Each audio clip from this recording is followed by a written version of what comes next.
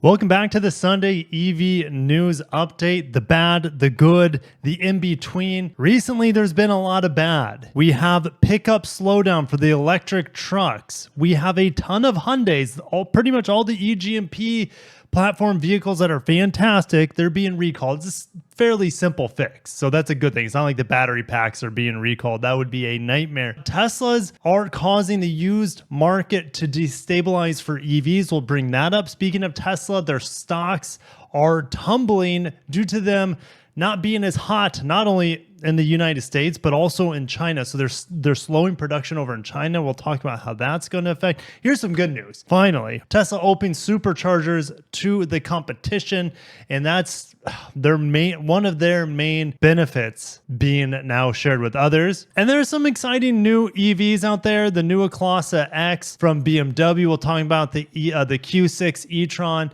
Nissan partnering again with another manufacturer that's not Honda. Speaking of Honda, because of EVs, they are trimming the dealers' profits, but we know how that's going to end for the consumer. So let's get into it. If you enjoyed these Sunday EV updates, make sure to smash the like button and make sure to check out my Volvo XC40 Recharge that I reviewed this morning. Put up the review for you guys. Very good vehicle, very expensive for what it is. If it was cheaper, I would recommend it, but it's hard to recommend it at the price.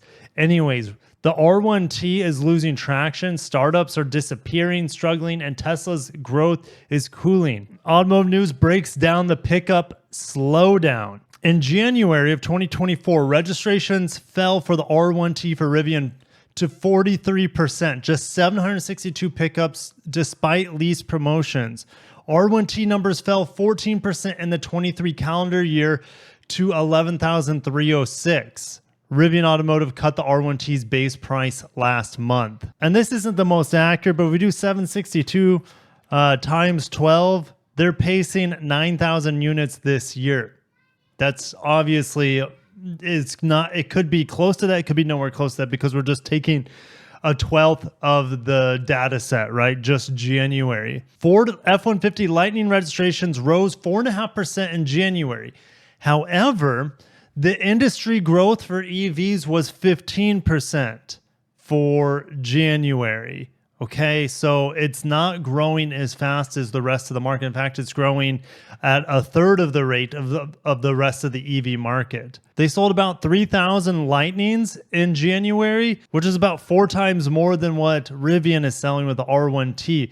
The F-150 Lightning sales doubled in 2023 to 24,000 units, but we knew that there were 3 production lines. Now there's only 1 production line of the F-150 Lightning. So don't be surprised by the end of 2024 if this number does not increase. They might not be able to meet last year's production numbers and sales numbers for the F-150 Lightning. Cybertruck only had 72 registrations in January and 29 registrations total last year. It's pretty much a unicorn at this point. Same thing with the Silverado pickup truck. Very, very low volume, just 366 units in 2023 of January. The hype was misguided on electric trucks, says Carl Brower, executive analyst at IC Cars, which we'll go over to IC Cars here in a little bit. The most important truck component for truck buyers is the ability to get work done, and that is greatly compromised by an electric powertrain. We know cold is not good for electric pickup trucks, but if you're towing, that's not great either. Refueling is going to take a lot longer as well, and you don't have the same access to refilling/recharging stations with an EV truck. But we need to keep moving. Roughly 150,000 eGMP Hyundai vehicles, including Kia and Genesis, have been recalled for faulty charging control unit. Long story short, the 12-volt battery won't get recharged by the DC-DC converter, if I'm understanding this properly, and therefore you will have a dead battery and your vehicle could actually lose the 12-volt power while you're driving. If that's the case, that sounds like a recipe for a disaster. But luckily, these will all be fixed, right? It's a recall. It is simple to do. You're just going to have to hope that your 12-volt battery does not get diminished before it can be fixed. So that sounds pretty scary, to be honest. Heading over to IC Cars, aggressive Tesla price cuts pummel the used EV market. Holy smokes. Okay, check this out. Average price of 1 to 5-year-old used cars by fuel type. Look at the drop. There's hardly any drop from hybrid and gas models from their used prices from 2023 to 2024. Look at this massive drop. $15,000 drop in used EV prices year over year. And have we hit the bottom yet? I don't think so. I think used EV prices will continue to come down and down and down. Why is that? Let me know down below what you think is the biggest reason why we have this massive drop in the used prices. I think the initial buyers for EVs, the early adopters, have already bought at this point. And so they're trying to get new customers that have never got or driven or even owned an EV before. And they're just, people aren't taking. And so the used EV prices have met parity with used hybrid prices and used gas prices, which is quite incredible. In 2023, we saw prices increasing on used prices for 1 to 5-year-old EVs. But after July of 2023, it's been a continual downfall of used EV prices, and it keeps going down. Here are the brands with the biggest year-over-year price changes for used cars. The average Tesla is 36 grand, which is down 15 grand compared to last year. Here are the individual models with the biggest year-over-year price drops, and most of them are fully electric. The Bolt EV has a 30% price drop on the used market. The Leaf a 30%, Nero EV 27%, Kona Electric 24% price drop, Model X 24% price drop, Model 3, Model S. Then we get our first gas car, which is an Alpha, then a Jaguar, and then a CLS. So if you look at the overall used car average of price drops, it's 3.6%, and then you have some models that are almost 10 times the depreciation rate year over year, which is pretty impressive. Here are the models that are holding their value the best. A few Porsches in there, random Nissan Pathfinder, Genesis G90. I think the reason is they brought out the new generation and they charged more for that model new. So I think it's a little bit of that, but we need to keep moving. This Tesla stock, and sorry guys, I have to pause this. The ads, I had to include the ads here to view the website. So I'm sorry if you're getting hungry with Pizza Hut pizza. I'm not sponsored by them like this website. But Tesla stock slumps after the startling China decision. Weaker than expected sales figures from China, where volumes fell the lowest levels in more than a year last month, also added to the overall pressure on Tesla's aggressive delivery targets. Also, the competition in China is on another level compared to what we see here in North America. Its sales over the first 2 months of 2024 rose only 6.8% from a year earlier. So the Chinese market's really cooling off with EVs, surprisingly.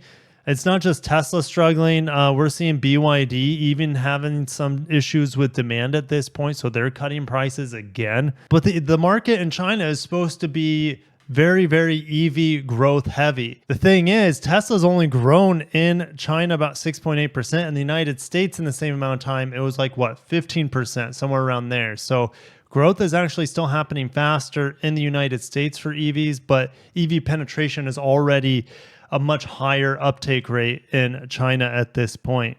Chinese car companies are the most competitive car companies in the world, Musk said in January.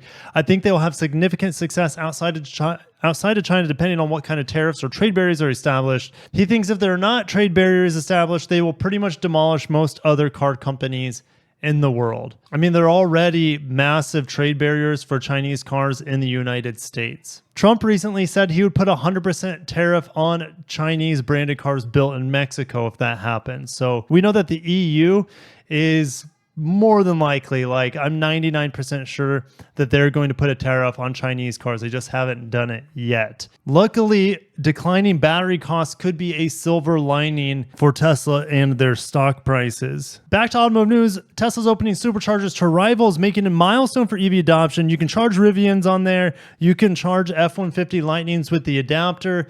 This is awesome. We have to have a universal standard. Everyone now is on board with NACS, or the North American Charging Standard that Tesla created, and has now standardized really across the industry. So essentially this doubles the amount of fast chargers, not for Tesla, because I think Tesla, if you have the Tesla adapter for your, like, let's say Model Y, you can go to other CCS charging stations, but now the reverse is happening. You can get an adapter for your CCS charging vehicle to charge on the Tesla Superchargers. This is massive. And in 2025, just about all the manufacturers in their EVs will have the Tesla charging standard or the NACS or North American charging standard ports built into their car. It's game changing. It is, some say it's not the best charging standard. They say CCS2 over in Europe is far superior to what we have with this charging standard. I don't know. But the most important thing here is availability of charging stations for people with electric cars. And this is a good step in the right direction. Tesla will make money from this, but this is their greatest asset, is their supercharging network. It's not their gigacasting or their software. Maybe software is pretty good, but their supercharging network is really what helped so many early adopters choose Tesla, because they can go on their trips. It's simple, it's intuitive. Superchargers will pull up on your navigation to help you charge on the way. Super convenient. Now everyone is getting that benefit, which I think is great, but it might not be great if you're a Tesla owner, because now you're going to have big old F-150 trucks charging, Rivian's charging, and then next year everyone will be charging at the supercharging networks. So not good if you're a Tesla owner, but good for everyone else at this point. All right, the neue classe EV, it's supposed to be about 25% more efficient than their current EVs from BMW. I'm going to go over some of the images with you guys. It looks a lot like the neue classe sedan. This is the X, so it's the crossover. That front end, I think, is very difficult for me to be able to live with. The beaver teeth, or what my wife will call the baboon butt, it just does not look fantastic. I thought the front end of the original neue classe sedan looked a little bit more tasteful. I think it looks great from the side. Well done. But keep in mind, these thin bezels are going to be much chunkier on the production model. Production is supposed to happen, I think, next summer, so summer 2025. And how much it will change from this is going to be interesting. I think it's going to change quite a bit. The interior, I think, is going to be completely different than what we see here. I would like to see some fun two-tone colors. This reminds me actually a little bit of Volkswagen and the ID Buzz. I really like this head-up display panel that goes across the dashboard here, but there's no climate control buttons. I don't even see a volume knob. I mean, that's one of the issues I had with the X1 I just drove earlier this year. It drove great. It had great space. It looked pretty good, but the software was just hard for me to live with, and the lack of physical buttons made it a frustrating experience overall. And the back seat's really, really nice, but again, it's not going to look anything like this. So I wish BMW success here, and I'm excited to see what kind of, look how much better this sedan looks compared to the SUV. Other than the lights on the edge, they don't look like they're in the same family. BMW don't need to have this here. It's not doing you any favors. Yikes. All right, well, that's my 2 cents. So let's move on to the next one. The Q6 Audi e-tron just got introduced for the US launch, and apparently the US market of the Q6 e-tron makes more power than what was included in the global release, which is impressive. More power for the Americans, right? Sportback and rear-wheel drive models will follow at a later point. Okay, so they're launching with dual motor. We have 422 horsepower standard and 456 pound-feet of torque standard. Hell yes. Now you can get the SQ6 e-tron, which will give you 60 more horsepower and about 60 more pound-feet of torque. To me, it's not worth it. Do you really need to go 8 seconds or 0.8 seconds 0 to 60 faster? Absolutely not. Do you really need to go 143 miles an hour instead of 130 miles an hour? Absolutely not.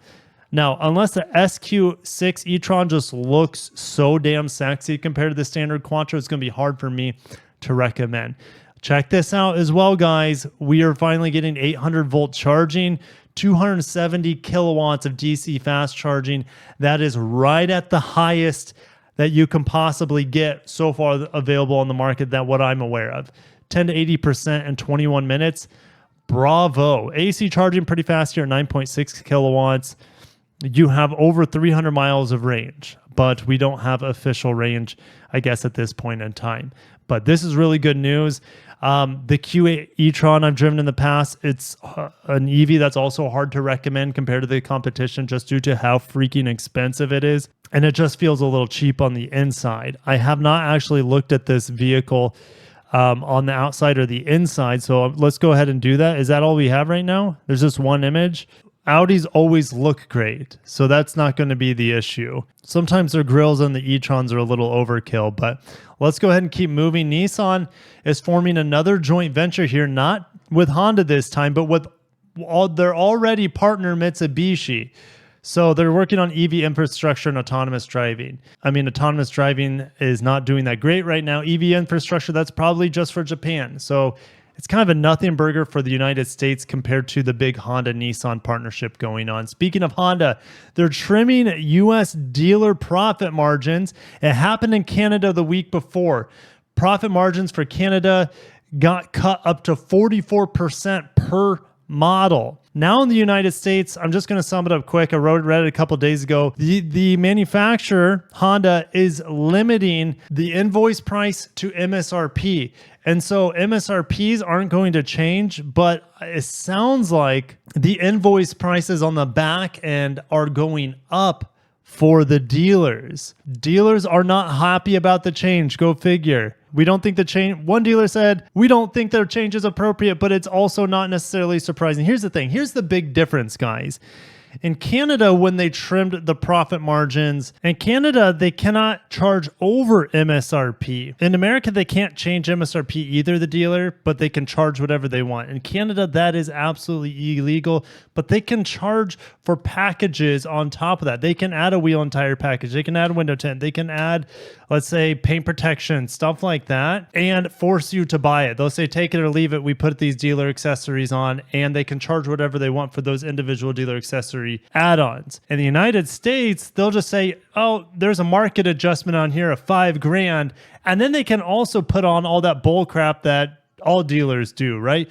Oh, here's your free car wash package for a year for $1,000, whatever it is, right? So it just hurts the Canadian dealers a little bit more due to the more strict selling laws over north of the border. Problem is, when the customer in the market cools, that's when it will hurt. Right now, it doesn't hurt them because their demand is super, super high, even now with high interest rates. But that could become crashing down by the end of the year. Honda dealers could be feeling that profit margin squeeze continuing to get tighter, I guess you could say. And this is why am I bringing this up? Because it's in the name of the EV shift. Yes, we have a Honda Prologue, a GM product. I haven't driven yet. I've heard good things about it, but it's based off the Blazer EV, and that thing has been tarnished with its stop sale now out on the market, and it has potential. I'll say that, but I can't wait to drive it to give you guys my impressions. Automakers are losing $6,000 on every EV they sell. I brought this up earlier in the week. It's worth talking about, and there are very few cars out on the market that would work for non-EV owners to get them to own an EV, right? The criteria is it's got to cost less than $50,000. It's got to have over 350 miles of range, I would say in cold weather, and they want 20-minute charging times. I think the American customer wants faster than 20-minute charging times because we're so spoiled with 5-minute refills with our gas cars. Now, if you're on a long road trip, you can make the argument, hey, 15, 20 minutes to recharge is not that big of a deal, because you need to shake out your legs, you need to go take a whiz, you need to go have a snack. Or I get it.